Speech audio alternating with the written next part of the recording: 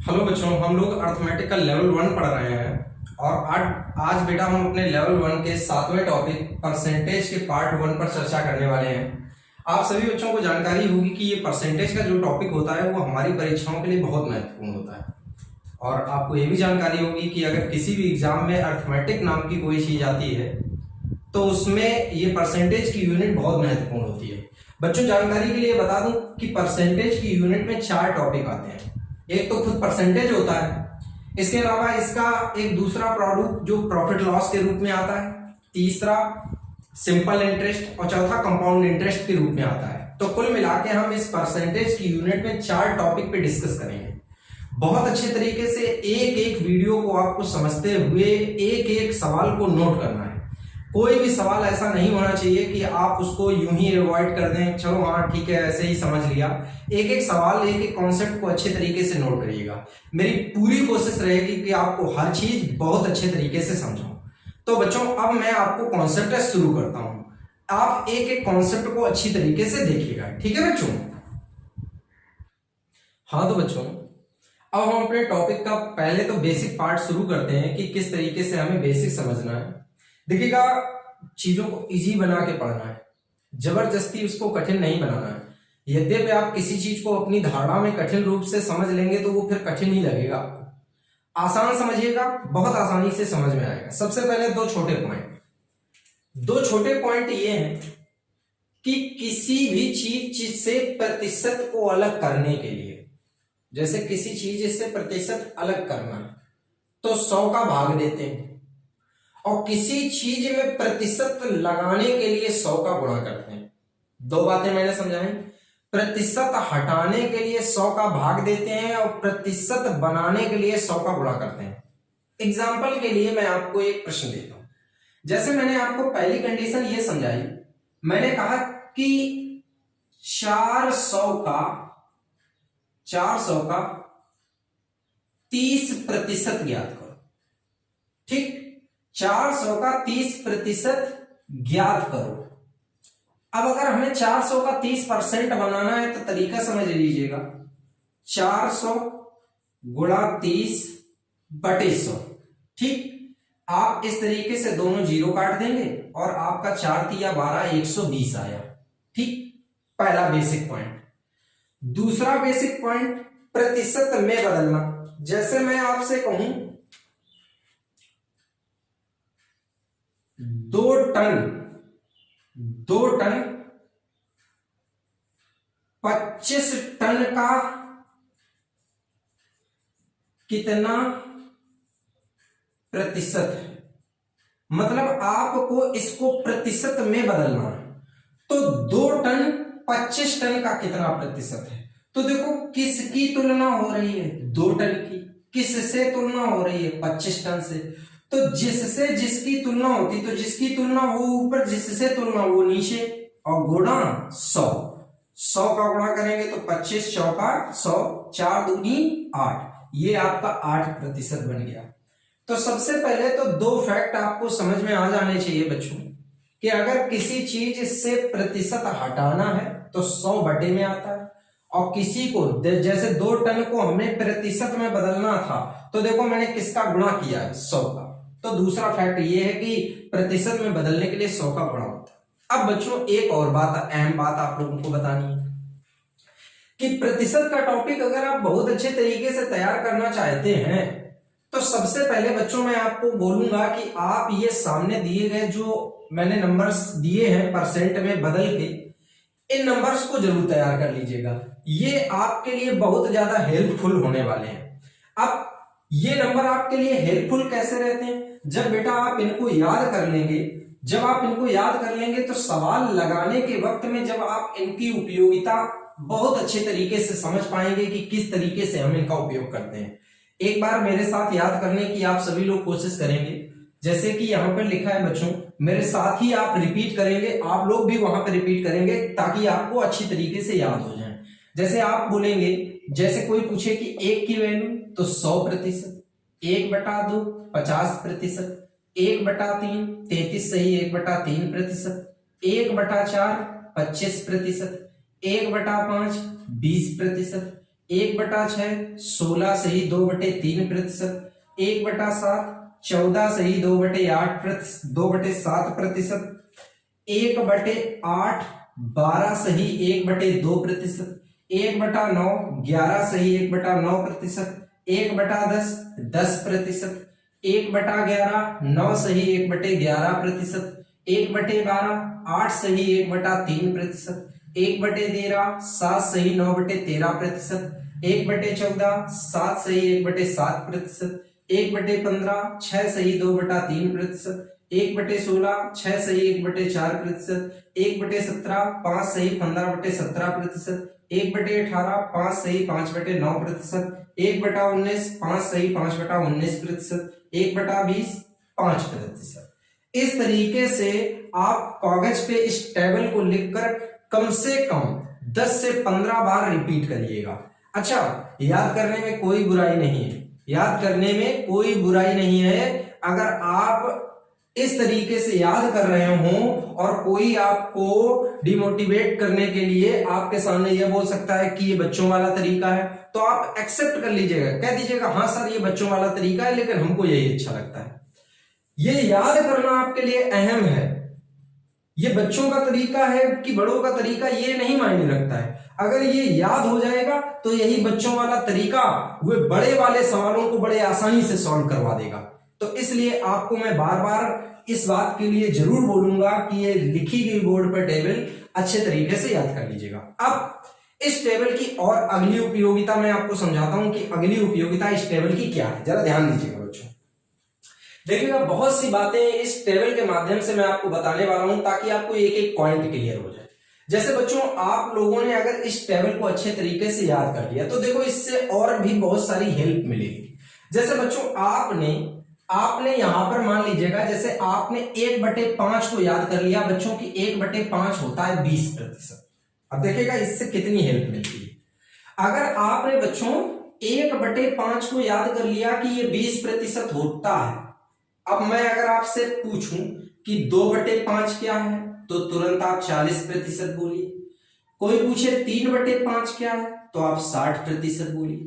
कोई पूछे 4/5 क्या है तो तुरंत आप 80% बोलिए। मतलब आप देखिएगा जो आपको परसेंट मैंने लर्न करा है उसी अकॉर्डिंग आपने इसको 2 गुना 3 गुना 4 गुना कर दिया। ठीक, अच्छा और एक बात समझाते हैं। जैसे कई लोगों के दिमाग में ये चल रहा होगा चलो सर ये तो आपका सीधा नंबर था, आपने कर लिया। जैसे एक सीधे नंबर में और एग्जांपल लेते हैं। जैसे बच्चों 1/4 को मैं लिखता हूं 25% और अचानक मैं आपसे कह दूं कि बच्चों 3/4 बताओ तो तुरंत आप क्या बताएंगे 75%, क्योंकि ये इससे 3 गुना। ठीक है बच्चों, इसी तरीके से आप जैसे 1/10 को बच्चों आप बोलते हो 10% और मैं मान लो 7/10 पूछ दूं तो तुरंत कितना होगा 70%। ये डायरेक्ट बेस पे आप बता सकते हो। अब फ्रैक्शन वाली घटनाओं को आप कैसे बताओगे? देखो फ्रैक्शन वाली भी 2 तरीके की घटनाएं हैं। देखिएगा पहले तो आपने सीधे वाले नंबर समझ लीजिए। अब फ्रैक्शन वाले नंबरों को कैसे आप तैयार करेंगे जरा इनको भी अच्छे तरीके से समझिएगा।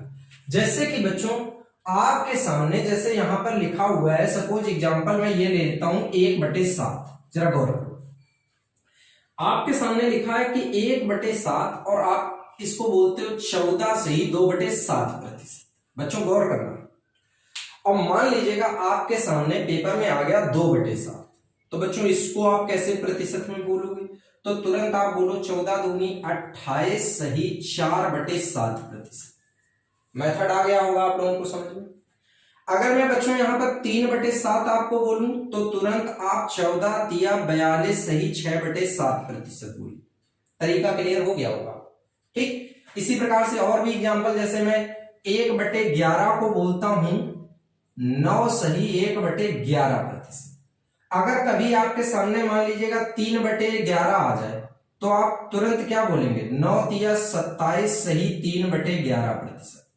इसी प्रकार से मैं आपके सामने 7/11 बोल दूं तो तुरंत 9 सत्ते 63 सही 7/11%। देखिएगा सर, आप एक फ्रैक्शन नंबर को परसेंट में याद कर लीजिएगा, फिर आप उससे जुड़े हुए हर नंबर को फ्रैक्शन में परसेंट में तुरंत बदल सकते हैं। ठीक है बच्चों, जैसे मान लीजिएगा यहां पर आपके सामने ये एग्जांपल लिखा हुआ है बच्चों कि 1/14 को आप लोग बोलते हैं 7 सही 1/7%। मान लीजिएगा मैं आपके सामने 3/14 लिख दूं तो आप तुरंत इसे क्या बोलोगे, 7 या 21 सही 3/7%।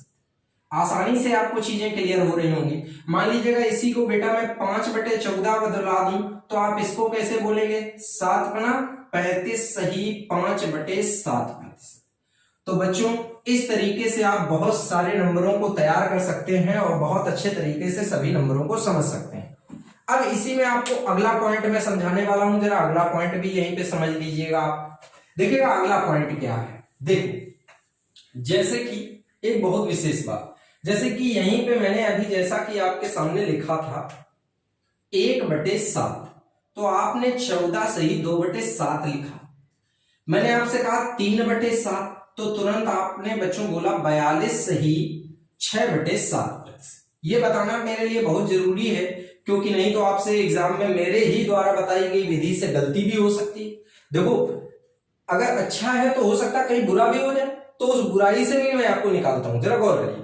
मान लीजिएगा हमारे सामने बच्चों आ गया 5/7, तो हम इसको सभी लोग कैसे सॉल्व करेंगे, 14×5 70 सही 10/7। अब आपने जो लिखा है वो पूर्णता गलत नहीं है, जो लिखा है वो पूर्णता गलत भी नहीं है और हम इसे सही भी नहीं कह सकते। पूर्णता गलत भी नहीं है क्योंकि सॉल्व करने पे यही हो जाएगा, लेकिन ये सही भी तो नहीं लिखा है।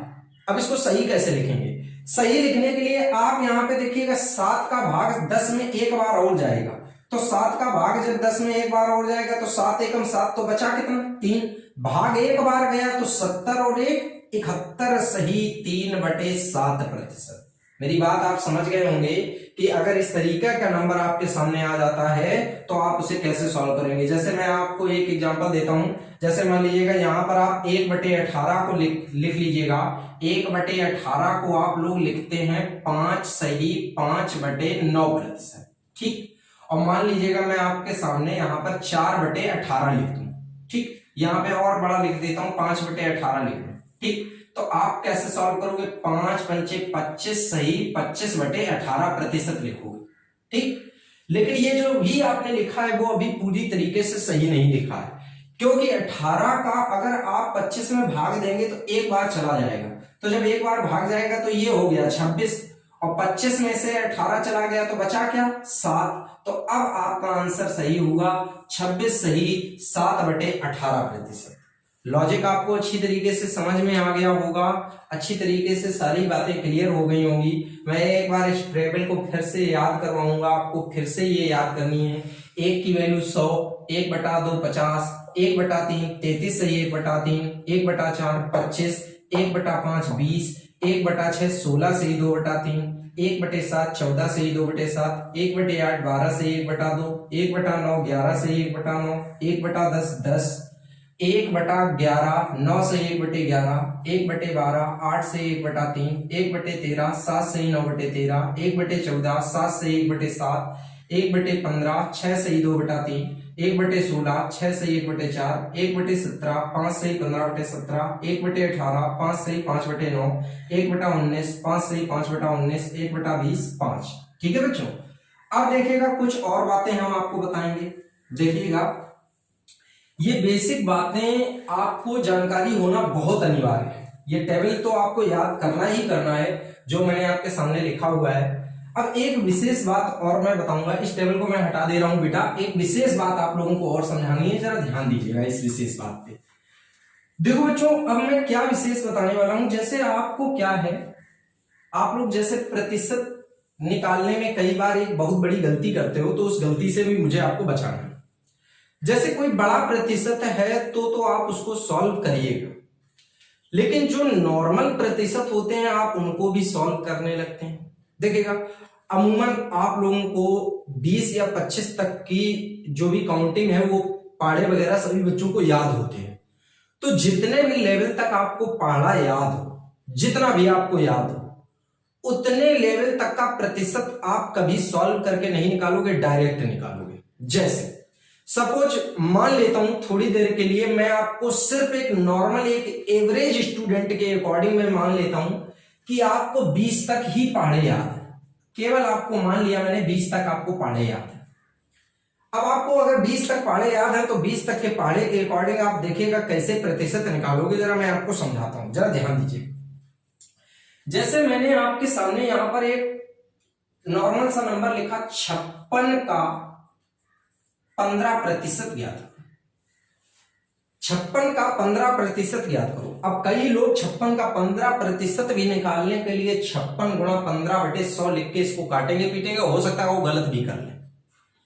अब मैं आपको डायरेक्ट बताता हूं कि कैसे आप प्रतिशत लिखोगे। सबसे पहले तो आपको अपने दिमाग में बस एक बात याद रखनी है कि हमको 2 जीरो हटाने हैं। और एक बात सुन, और एक बात यहीं पे सुन, अगर 2 जीरो हटाने में मान लो एक ही जीरो हटा तो फिर एक अंक पे दशमलव आएगा। दोनों हट गए तो कोई बात नहीं, अगर एक ही जीरो हटा तो एक अंक पे दशमलव आएगा, और अगर मान लो एक भी जीरो नहीं हटा तो 2 अंक पे दशमलव आएगा। तो जरा गौर, जैसे ही आप 15 छक्का 90 करोगे, एक जीरो हटा 9 आ गया, ठीक। फिर 15 पना 75, और 75 और 9 को जैसे ही आप जोड़ेंगे तो 84 हो जाएगा। तो 84 को आप लिखेंगे 8.4। बच्चों 56 का 15% आपके सामने लिखा हुआ है 8.4। लॉजिक आपको क्लियर हो गया होगा कि किस तरीके से आप इसको सॉल्व करेंगे, कैसे आप इसको सॉल्व कर रहे हैं। मेरी बात को सही तरीके से समझिएगा ताकि आपको क्लियर हो जाए। और देखिएगा एग्जांपल हम आपको बताते हैं, आप लोग भी माइंड में कैलकुलेट करिएगा चीजों को। जैसे मान लीजिएगा मैं आपके सामने लिख दूं 324 का मान लीजिएगा मैंने यहां पे 13% लिखा, ठीक। सॉल्व नहीं करना है, गुणा भाग नहीं करना है। 13 चौको 52, 2 लिख लीजिए, 5 हासिल। 13 दूनी 26 और 5 31 का 1, 3 हासिल हो गया, ठीक। 13 तिया 39 और 3 42। बच्चों एक भी जीरो नहीं हटा, इसलिए आंसर आएगा 42.12। देखेगा आपने बिना किसी सॉल्विंग के तुरंत प्रतिशत बता दिया, ठीक है बच्चों। और गौर करिएगा, और मैं 2-4 एग्जांपल बताता हूं। जैसे मान लीजिएगा मैं आपको एक नॉर्मल नंबर दे देता हूं। जैसे मैंने मान लीजिएगा आपसे कहा यहां पर 15 का 86%। देखो बच्चों, मेरी हर बात को आप सही तरीके से समझेंगे तो आपको उतना ही मजा आएगा समझ। अब लिखा उल्टा हुआ है, लिखा उल्टा हुआ है। अब जानकारी के लिए एक बात और आपको बता दूं, चाहे आप 15 का 86% निकालें, चाहे आप 86 का 15% निकालें, इन दोनों ही बातों में कोई फर्क नहीं है। मेरी बात को फिर से समझ लो, चाहे 15 का 86% निकालें, चाहे 86 का 15% निकालें, दोनों बातों में कोई फर्क नहीं है। तो आप उल्टा भी गुणा कर सकते हैं। आप गुणा करिएगा 15 छक्का 90, 90 आया तो एक जीरो कम हो गया, 9 बचा। और 15 अट्ठे 120 और 9 129, तो 129 में एक अंक पे दशमलव आएगा तो आंसर आएगा 12.9। लॉजिक क्लियर हो गया होगा कि अगर आप 15 का 86% लिखेंगे तो कितना निकलेगा, 12.9। प्रतिशत कैसे निकालना है ये बात आपके लिए बहुत अहम है। अब जैसे और भी मैं छोटे मोटे प्रतिशत आपको और बताता हूं। जैसे मान लीजिए बच्चों मैं आपके सामने कह दूं कि 152 का 17% ज्ञात करो, तो कैसे निकालेंगे आप। यहां पर 17% निकालना कठिन है। 17 दूनी 34 का 4 हासिल कितना बना बच्चों 3। 17 अपना 85, 3 88 का कितना हो गया 8 हासिल कितना बना 8। 17 एकम 17 8 कितना हो गया 25। आंसर हो गया बच्चों 25.84। लॉजिक क्लियर हो गया। यहां पर समझ लीजिएगा, अगर दोनों जीरो हट जाते हैं तो कोई दशमलव नहीं आएगा। एक जीरो हटता है तो एक अंक पे दशमलव आएगा। एक भी जीरो नहीं हटते हैं तो 2 अंक पे दशमलव आएगा। ये जो इंपॉर्टेंट बातें मैंने आपको इस प्रतिशत के टॉपिक में पढ़ाई हैं, ये बताना बहुत अनिवार्य था। बताने के लिए बच्चों मैं आपको डायरेक्ट सवाल बता सकता था, लेकिन प्रतिशत के चैप्टर में ये बेसिक बातों की जानकारी होना बहुत आवश्यक है। तो अब बच्चों हम लोग प्रश्नों पर एक एक कॉन्सेप्ट को समझते हुए चर्चा करेंगे। तो अब हम अपने प्रश्न शुरू करते हैं। हाँ तो बच्चों, अब हम अपने पहले कॉन्सेप्ट पे चर्चा करते हैं। देखिएगा जैसा कि आप लोग बोर्ड पर देख रहे हैं कि मैंने आपके लिए 6 प्रश्न लिखे हुए हैं। ये भले ही आपके सामने 6 प्रश्न लिखे हुए हैं, लेकिन ये एक ही टाइप के प्रश्न है बच्चों। हर एक में एक ही टाइप का कॉन्सेप्ट आपको अप्लाई करना है और आपके 6 प्रश्न पूरे तरीके से सॉल्व हो जाएंगे। हम लोग इन सवालों की बहुत अच्छी सॉल्व ट्रिक तैयार करेंगे ताकि आपको कभी किसी भी प्रकार के किसी सवाल में कोई दिक्कत ना आए। जैसे कि कभी आपके सामने अगर इस तरीके के दो सवाल आते हैं, पहले आप ये दो सवाल लिखिएंगे, देखिएगा क्या लिखा हुआ है। ए की आय बी से 10% अधिक है, ए की आय बी से 10% अधिक है, तो बी की आय ए से कितने परसेंट कम। और उसमें लिखा है ए की आय बी से 10% कम है, तो बी की आय ए से कितने परसेंट अधिक। दोनों प्रश्न एक दूसरे के उल्टे दिए। अब देखो कैसे आप इन प्रश्नों का बेटा आंसर एग्जाम में लिखोगे, कैसे ये जल्दी से जल्दी प्रश्न आप लगाओगे, जरा गौर करिए। अगर कभी आपको ये जैसे कि दे दे कि ए की आय बी से 10% अधिक है, तो तुरंत आप लिखेंगे 10/110, ठीक, और गुणा कर देंगे 100, ठीक। जैसे आप 0 से 0 काटेंगे तो 1/11 या 1/11 का मान बनेगा 9 सही 1/11%। इसका मतलब बच्चों बी की आय ए से कितने परसेंट कम है, 9 सही 1/11% कम। कैसे आपको आंसर देना है, तरीका समझ में आया। अगर अधिक दिया है तो तुरंत लिखेंगे 10/110 गुणा 100 और आपका आंसर हो जाएगा 9 सही 1/11। अब देखो उधर देखो बच्चों दिया है ए की आय बी से 10% कम है, तो बी की आय ए से कितने परसेंट अधिक है। तो आप आंसर कैसे देंगे, तरीका सीखिएगा। 10/90 गुणा 100 सॉल्व करिएगा। 0 से 0 घटा 1/9, टेबल में मैंने बेटा लिखाया है 1/9 को 11 सही 1/9%। इसका मतलब यहां पर बच्चों बी की आय ए से कितनी अधिक है, 11 सही 1/9%। लॉजिक आपको बहुत अच्छे से क्लियर हो गया होगा। सेम तरीका आपको इन दोनों सवालों में फॉलो करना है। जैसे लिखा है यदि आयत की लंबाई को 20% बढ़ा दें तो चौड़ाई को कितने परसेंट कम कर दें। देखो बढ़ा दें और कम करने को कह रहा है, तो आप सवाल कैसे बेटा लगाओगे, लिखोगे 20/120 और गुणा 100, ठीक। सॉल्व करो 20 छक्का 120 मतलब 1/6। मैंने बच्चों देखो टेबल में याद करिए 1/6 को बच्चों लिखाया है 16 सही 2/3%। इसका मतलब आप अगर चौड़ाई को 16 सही 2/3% कम कर दें तो क्षेत्रफल नहीं बदलेगा। तरीका क्लियर हुआ। अब जरा इसे देखिएगा, आयत की लंबाई को 20% कम कर दें तो चौड़ाई को कितने परसेंट बढ़ा दें कि क्षेत्रफल ना बदले। बच्चों आपको मेथड अपने आप दिमाग में चल रहा होगा, कैसे बेटा, 20/80 गुणा 100, 20 एकम 20, 20 चौका 80, 1/4 को बच्चों लिखा जाता है 25%। इसका मतलब आप यहां पर चौड़ाई को 25% बढ़ा देंगे तो क्षेत्रफल नहीं बदलेगा। तरीका आपको बहुत अच्छे से क्लियर हो रहा होगा। देखिएगा इसी तरीके से हम अगले प्रश्न पे चर्चा करते हैं कि अगला प्रश्न क्या दिया गया है। देखिए ये सारे के सारे प्रश्न बिल्कुल सेम कॉन्सेप्ट पे हैं। बहुत अच्छे तरीके से आपको एक एक प्रश्न तैयार करना है, कहीं कोई डाउट नहीं होना चाहिए। देखते हैं अगले प्रश्न को। लिखा यदि दाल के मूल्य 25% बढ़ा दें तो खपत कितनी कम कर दें कि खर्च ना बढ़े।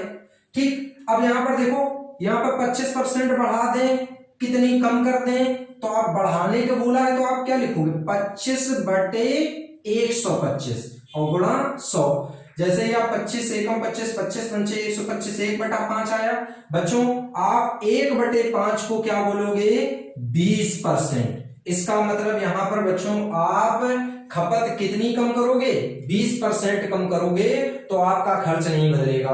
ठीक है, अब इसी प्रकार से आप आखिरी प्रश्न देख लीजिएगा कि आखिरी प्रश्न आप कैसे करेंगे। बच्चों देखिएगा लिखा हुआ है कि चीनी के मूल्य 25% कम कर दें, चीनी का मूल्य 25% कम कर दें तो खपत में कितनी वृद्धि हो कि खर्च स्थिर रहे। ठीक, ऊपर कम किया है और यहां पे वृद्धि की बात करना है, तो कैसे बच्चों लिखोगे 25/75 और गुणा 100। जैसे आप 25/75 को सॉल्व करोगे 25 या 75 मतलब 1/3 और बच्चों मैंने आपको टेबल में लिखाया है इसका मान 33 सही 1/3%। इसका मतलब आपको यहां पे खपत में कितनी कमी करनी है 33 सही 1/3% की कमी करनी है। मुझे उम्मीद है कि आपको ये मेरे द्वारा बताए गए सभी प्रश्न बहुत अच्छे तरीके से समझ में आ गए होंगे। देखो बच्चों फिर से मैं आपको एक बात बोलूंगा, जब जब मैंने देखो अधिक दिया, बढ़ा के दिया तो मैंने उसको 100 में जोड़कर लिखा है, और जब मैंने कम दिया है यहां कम तो मैंने उसको बच्चों उतना ही घटा के लिखा है। तो तो अगर आप इस तरीके से सवाल को सॉल्व करेंगे तो आपका कभी किसी सवाल में कोई गलती नहीं होगी। इन सभी सवालों को आप अच्छी तरीके से नोट कर लीजिएगा, समझ लीजिएगा, ये आपके एग्जाम के लिए बहुत महत्वपूर्ण है। इसी प्रकार से हम आपको एक एक टाइप बहुत अच्छे तरीके से बताएंगे, ठीक है बच्चों। हाँ तो बच्चों अब मैं आपको अगले कॉन्सेप्ट से मिलाता हूं। जरा अगला कॉन्सेप्ट बहुत अच्छे तरीके से समझ लीजिएगा, बड़ा ही आसान कॉन्सेप्ट होता है। इस कॉन्सेप्ट को हल करने के लिए मैं आपको एक फार्मूले का उपयोग बताऊंगा। जानकारी के लिए ये फार्मूला मैं यहां पे लिख दे रहा हूं, a plus B plus A B upon 100, ठीक है। और इस फार्मूले में दो बातें विशेष याद रखनी है। अगर आप वृद्धि करेंगे तो प्लस का सिंबल, और अगर बच्चों आप कमी करेंगे तो माइनस का सिंबल इस्तेमाल करेंगे, ठीक। इन सभी प्रकार के सवालों को लगाने के लिए आपको इस कॉन्सेप्ट का इस्तेमाल करता है। अब जैसे फॉर एग्जांपल मैंने आपके सामने पहला सवाल जैसा कि लिखा हुआ है, मैंने लिखा है आयत की लंबाई को 20% बढ़ा दें, तो आप +20, चौड़ाई को 10% कम कर दें तो -10, और प्लस यहां पे एक चीज का याद रखना है, जब आप ए बी लिखेंगे तो प्लस माइनस का गुणा माइनस आएगा, माइनस का 200/100। देखो बच्चों इससे ये 0 कट गए। अब माइनस का 2, माइनस का 10, माइनस का 12 हुआ और प्लस का 20 हुआ, तो आपका आया +8। तो ये बताइएगा आप क्षेत्रफल पर क्या प्रभाव डाल रहे हैं? आंसर आएगा 8% वृद्धि। तरीका आपको क्लियर हुआ।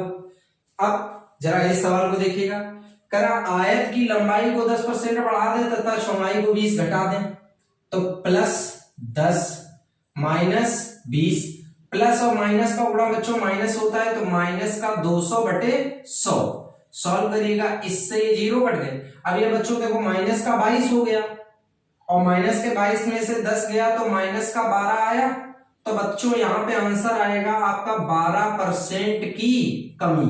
तरीका आपको क्लियर हुआ। तो यहां पर क्षेत्रफल पे क्या प्रभाव पड़ा? 12% की क्या होगी? कमी होगी। बच्चों ये बात विशेष याद रखना कि अगर यहाँ प्लस यहाँ माइनस तो यहाँ माइनस आएगा। अच्छा खुद सोच लो, यहीं पे थोड़ा सा सोच लो सभी लोग कि अगर यहाँ पे भी माइनस होता तो माइनस माइनस का गुणा यहाँ पे क्या आता? प्लस। ठीक है, तो ये सारी बातें आपको विशेषता याद रखनी है। अब जैसे अगला सवाल क्या लिखा हुआ है?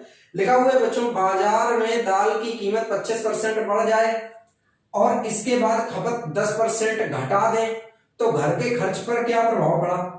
तो सेम फार्मूले का उपयोग आप कर सकते हैं इस सवाल को लगाने में। दाल की कीमत 25% बढ़ी तो प्लस का 25, ठीक, और इसके बाद खपत 10% कम हुई तो माइनस का 10, ठीक। अब प्लस और माइनस है तो दोनों का गुणा माइनस में जाएगा, -250/100। देखो बच्चों इससे ये 0 घट गया। अब देखिएगा 25 और ये देखो 2.5 बनेगा और ये 10, तो 2 और 10 कितना हो गया? 12.5। तो जब इसमें आप 25 में 12.5 घटाएंगे तो आएगा 12.5 और वो भी काय में? प्लस में। तो तुरंत इसका आंसर आप लोग देंगे 12.5%, और यहां पर आपका प्लस में है इसलिए आप क्या बोलेंगे? वृद्धि। यहां पर आपके खर्च में 12.5% की क्या हो जाएगी? वृद्धि हो जाएगी। इसी प्रकार से आप इस चौथे सवाल को भी देख सकते हैं बच्चों। लिखा है सर्कस में टिकट की कीमत 20% कम हो गई जिससे दर्शक 30% बढ़ गए। तो ये बताओ आपकी टिकट की कीमत माइनस में 20 हुई और दर्शक आपके 30% बढ़ गए, तो प्लस में 30 आप कर दीजिएगा, ठीक। और आप प्लस माइनस का गुणा यहाँ पे माइनस करेंगे और कितना? 3 दूना 6, 600/100। देखो इससे ये सिंप्लीफाई हो गया। अब देखो बच्चों ये माइनस का 6, ये माइनस का 20, -26 और +30, तो प्लस में आया बच्चों 4। यहां पर आपका आंसर आएगा 4% की वृद्धि। इसका मतलब सर्कस की आमदनी 4% क्या हो जाएगी? बढ़ जाएगी। तो इस प्रकार के सवालों को आप कैसे सॉल्व करोगे? आपको एक एक पॉइंट अच्छी तरीके से क्लियर हो गया होगा। सभी सवालों को बहुत अच्छे तरीके से समझिएगा और नोट कर लीजिएगा, कहीं कोई डाउट नहीं होना चाहिए। मुझे उम्मीद है कि आपको सारे सवाल बहुत अच्छी तरीके से समझ में आ गए होंगे। विशेषता ये कॉन्सेप्ट। अब मैं आपको इसी कॉन्सेप्ट से आगे भी कुछ सवाल बताता हूं, आगे के प्रश्नों को ध्यान दीजिएगा, ठीक है बच्चों। हाँ तो बच्चों अब हम अगले 4 प्रश्नों को और अच्छे तरीके से समझ लेते हैं, क्योंकि ये भी प्रश्न आपके एग्जाम के बहुत महत्वपूर्ण हिस्सा वाले प्रश्न हैं, इनको भी समझिएगा बहुत अच्छे तरीके से। देखिएगा बच्चों, इसमें आपको कह रहा है कि वर्ग की भुजा को 20% बढ़ा दें तो क्षेत्रफल कितना बढ़ेगा, वर्ग की भुजा को 10% घटा दें तो क्षेत्रफल कितना घटेगा, वृत्त की त्रिज्या को 10% बढ़ा दें तो क्षेत्रफल कितना बढ़ेगा, वृत्त की त्रिज्या को 20% घटा दें तो क्षेत्रफल कितना घटेगा। ठीक, अब इन सवालों में एक बात बहुत विशेष है, अब वो विशेष बात समझ लीजिएगा। ये सवाल भी आपके पिछले फार्मूले से ही लगेंगे, लेकिन बच्चों को ये बात का कंफ्यूजन होगा कि ये पिछले फार्मूले से लगेंगे कैसे। तो जानकारी के लिए बता दूं कि जैसे आप वहां पर देख रहे थे कि लंबाई चौड़ाई 2 पक्ष होते थे, यहां पर विशेष बात ये होती है कि वर्ग में जो लंबाई होती है वो भी भुजा होती है और जो चौड़ाई होती है वो भी भुजा होती है, इसीलिए वर्ग का क्षेत्रफल भुजा इंटू भुजा होता है, भुजा स्क्वायर।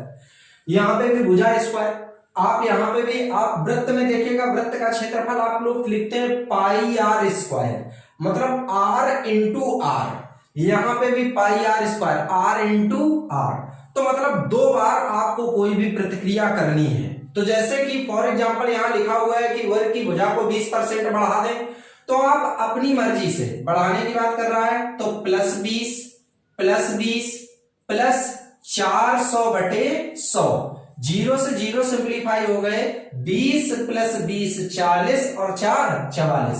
तो बच्चों यहां पर आंसर आएगा 44% की क्या वृद्धि। इसी प्रकार से यहां पर देखिएगा बच्चों कैसे लिखेंगे, 10 घटाने की बात कर रहा है तो -10, अब माइनस माइनस का गुणा क्या हो गया प्लस, और 100/100, तो 100 एकम 100 होता है, तो -10 -20, और -20 में 1 जाएगा तो माइनस का 19 आया। तो बच्चों आप यहां पर आंसर देंगे 19% की बच्चों यहां पर क्या होगी, कमी होगी। इसी तरीके से आप इन दोनों सवालों को भी बच्चों लगा सकते हैं। 10 बढ़ाने की बात कर रहा है तो कैसे लिखेंगे, +10 प्लस 100/100, सॉल्व करिए, 100 एकम 100, तो 10 10 20 और 1 21, यहां पे बच्चों आपका 21% की क्या होगी, वृद्धि होगी। इसी प्रकार से यहां पर देखिएगा बच्चों, माइनस का 20 और माइनस माइनस का गुणा बच्चों क्या होगा, प्लस 400/100, इससे इसे सिंप्लीफाई करिए, -20 -40 हुआ, और -40 में जब बच्चों प्लस का 4 जाएगा तो माइनस का 36 आया, तो यहां पर आप आंसर देंगे 36% की कमी। बहुत अच्छे तरीके से मुझे उम्मीद है कि आपको ये सारे सवाल समझ में आ गए होंगे, जो भी मैंने ये आपको a + b + ab फार्मूला से रिलेटेड सवाल बताए हैं। बच्चों इस प्रकार के सवालों को लगाने के लिए ये बहुत आसान और बहुत अच्छा तरीका होता है। एक एक प्रश्न को अच्छी तरीके से समझ लीजिएगा, नोट कर लीजिएगा, ठीक है बच्चों।